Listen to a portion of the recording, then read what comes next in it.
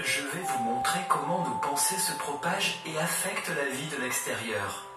Ceci est une image d'une nouvelle technologie appelée magnétoencéphalographie.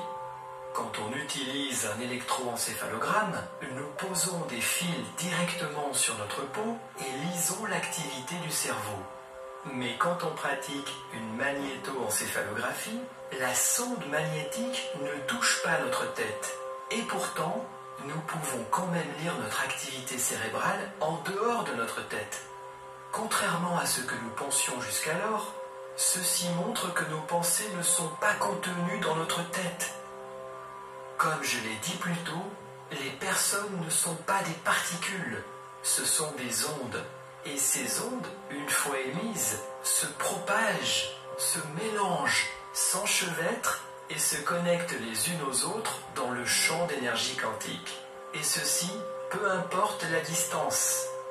Si par exemple nous pensons fortement à quelqu'un, ou si nous parlons régulièrement de quelqu'un que nous aimons, et que nous n'avons pas de nouvelles de cette personne depuis quelque temps, eh bien, si le téléphone sonne à ce moment-là, il ne serait pas étonnant que ce soit justement cet ami qui nous appelle.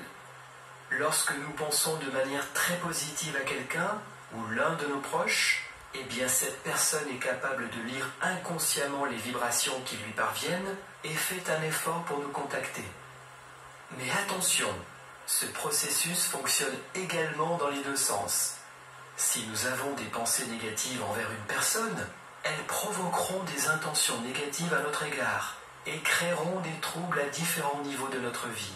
Il est donc très important de reconnaître que nos pensées ne sont pas simplement liées à nous-mêmes, mais également aux personnes avec lesquelles nous parlons ou auxquelles nous pensons.